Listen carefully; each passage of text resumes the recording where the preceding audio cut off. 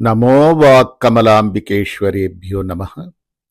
శ్రీ గణేశ శారదా గురుభ్యో నమః.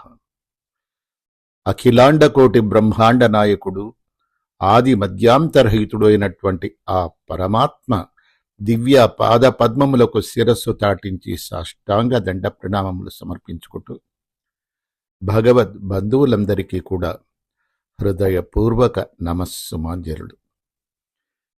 మీ అందరికీ షణ్ముఖ శ్రీరాఘవ భక్తి ఛానల్కి స్వాగతం, సుస్వాగతం. నేను సూరిబాబు కందాళ.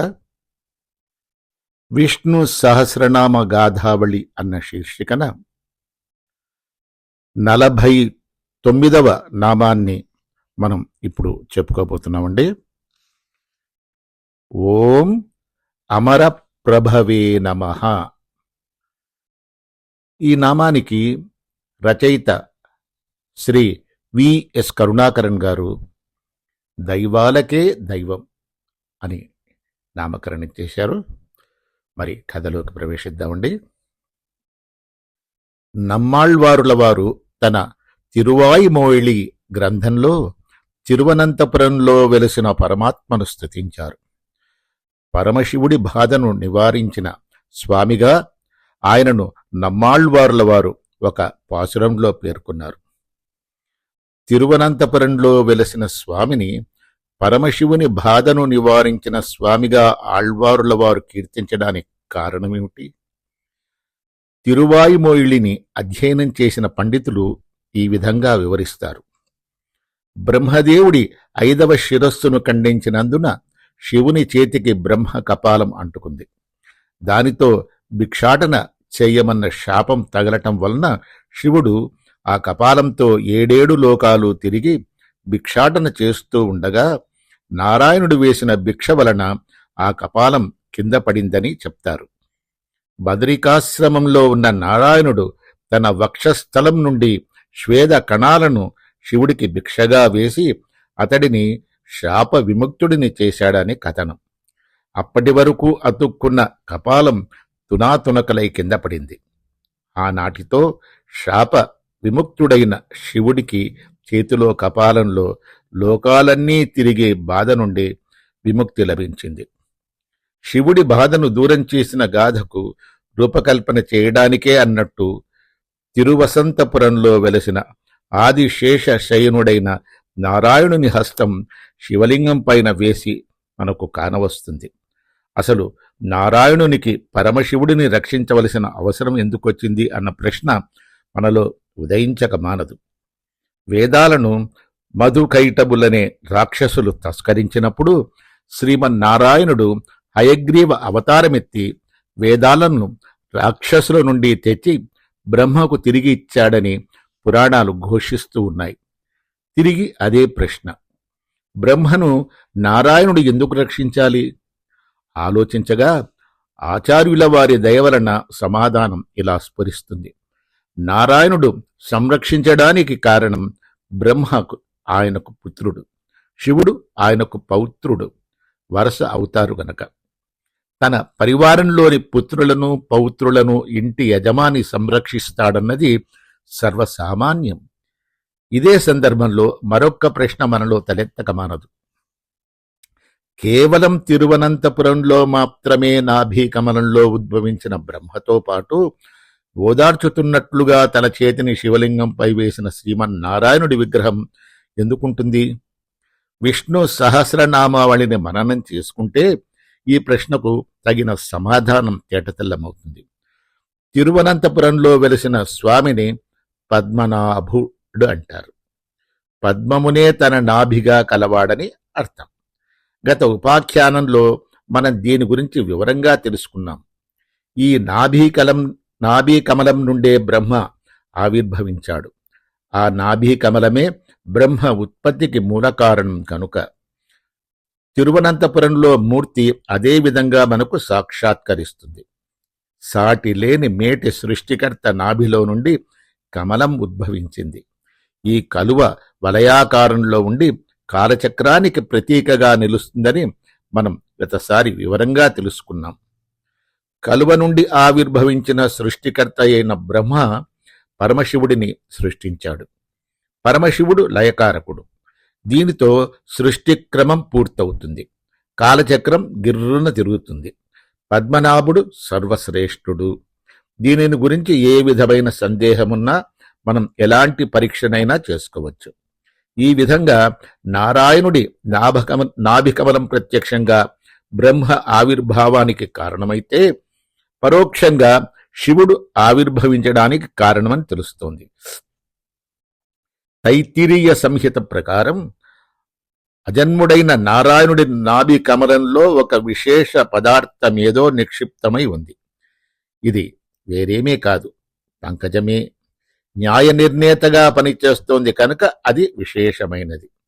తిరువనంతపురంలో వెలిసిన దివ్య సుందరమూర్తి విశేషాలను దీని ద్వారా అర్థం చేసుకుని తెలుసుకోగలం.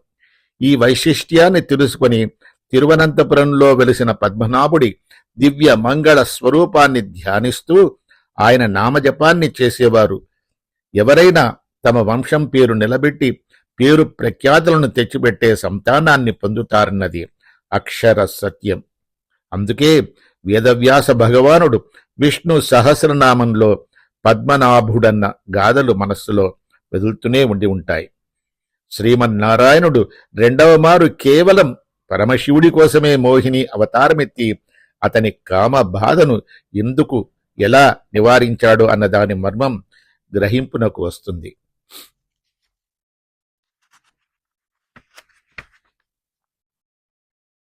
ఇది అర్థమైతే పద్మనాభుడు అందరినీ అన్ని వేళలా ఎలా రక్షిస్తాడో అన్న సత్యం తప్పక తెలుస్తుంది. సృష్టి భారం బ్రహ్మదైతే లయం చేసే బాధ్యత పరమశివునిది. బ్రహ్మ స్వయంగా పలికిన పలుకులను వాల్మీకి రామాయణంలో ఈ విధంగా పొందుపరచటమైనది. నీ నాభీ కమలం నుండి ఆవిర్భవించిన నాకు సృష్టి బాధ్యతను అప్పగించిన వాడవు. బ్రహ్మ శివులిద్దరూ సృష్టి లయ కార్యక్రమాలను శ్రీమన్నారాయణుడైన పద్మనాభుడి ఆదేశానుసారం చేపడతారు అని వేదవ్యాస భగవానుడు కూడా చాలా స్పష్టంగా తెలియచేశాడు. మిగిలిన ఇద్దరు దేవతలను పద్మనాభుడే ఆజ్ఞాపిస్తాడు. అందుకే ఆయనను దైవాలకే దైవం అని భావించి అమర ప్రభుగా కీర్తిస్తారు. విష్ణు సహస్రనామావళిలో వేదవ్యాస భగవానుడు అమర ప్రభు అన్న పేరును పద్మనాభుడి వెనకనే చేర్చాడు. నిరుక్తి ప్రకారం సృష్ట్యాదిష్వపి దేవానాం అధికార ప్రధానతః అమరప్రభురిత్యుక్తో నవార్ణ సర్వదో మనుః. అరేబియా సముద్ర తీరంలో వెలసి నేటికీ భక్తులకు దర్శనమిస్తున్న తిరువనంతపురంలో కొలువైన శ్రీ అనంత పద్మనాభుడిని మనసారా ధ్యానిస్తూ అమరప్రభు నామాన్ని జపిస్తూ చక్కని ఫలితాలను పొందవచ్చు. అమరప్రభవే నమః అన్న ఈ నవాక్షరీ మంత్రాన్ని శ్రద్ధగా జపించే వారికి ఉద్యోగంలో ఉన్నత పదములు తప్పగా లభిస్తాయన్నది ముమ్మాటికి నిజం. భగవద్బంధువులారా, రండి అందరం మనసారా ధ్యానిద్దాం. ఓం అమరప్రభవే నమః. ఓం అమరప్రభవే నమః. ఓం అమరప్రభవే నమః. మరి ప్రతిరోజు మనం చెప్పుకుంటున్నట్టుగా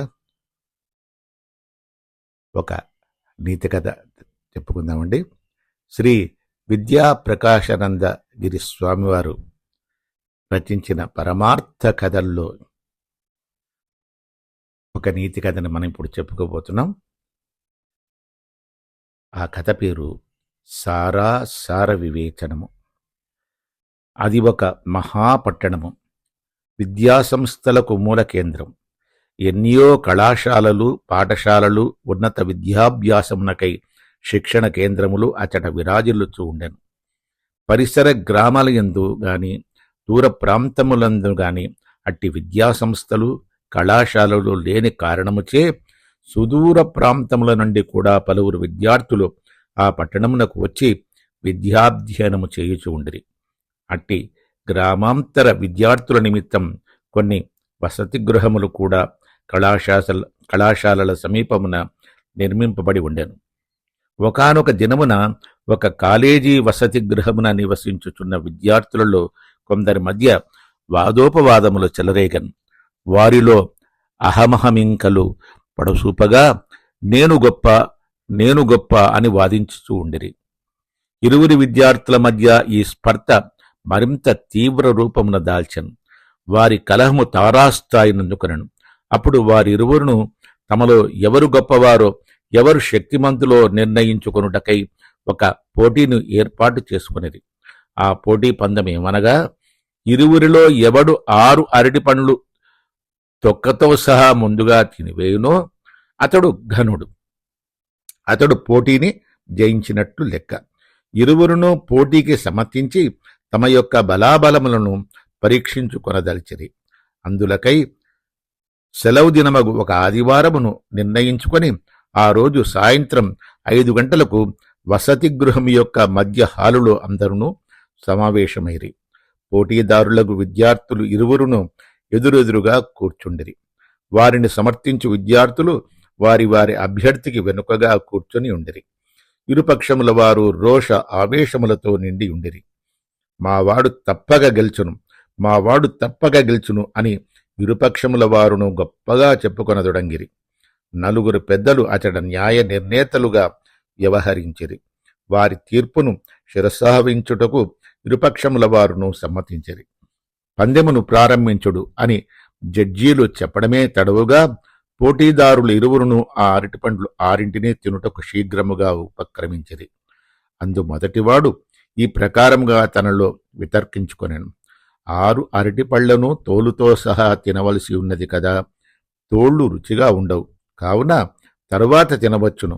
రుచికరమగు గుజ్జులను ముందు తినివేసిన మంచిది అని నిశ్చయించుకొని 6 అరటిపండ్ల యొక్క తొక్కలను పక్కన పెట్టి గుజ్జులు తినివేయించను.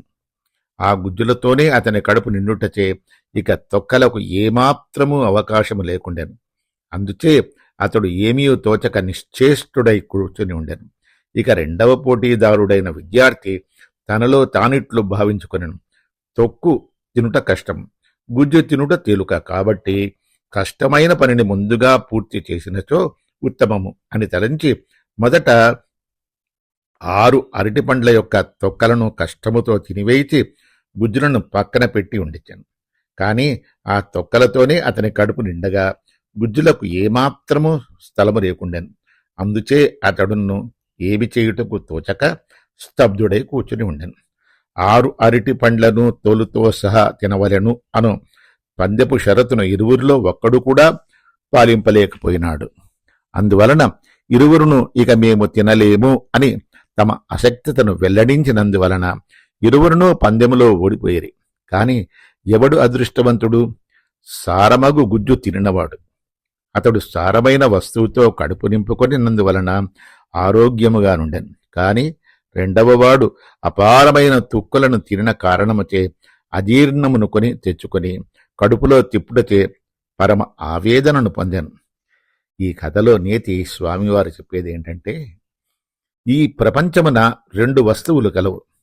సారమగు పరమాత్మ, అసారమగు నామరూపములు. తెలివి కలవాడు పరమాత్మను ఆశ్రయించి ధన్యుడగును, నిరతిశయ ఆనందమును అనుభవించును. తెలివి తక్కువవాడు నామరూప ప్రపంచము వైపు, విషయ భోగముల వైపు పరిగిడి దుఃఖమును కొని తెచ్చుకొనుచున్నాడు. కావున విఘ్నుడగువాడు సారాసార వివేచనము సలిపి సారమగు శాశ్వత పరమాత్మను ఆశ్రయించి కృతార్థుడు కావలేయునని ఒక చిన్న కథలో గొప్ప నీతిని మనకి అందించారు శ్రీ శ్రీ శ్రీ పరమపూజ్య విద్యాప్రకాశానందగిరి స్వామివారు. వారి పాదపద్మములకు శిరస్సు తాటించి సాష్టాంగ దండ ప్రణవములు సమర్పిస్తూ,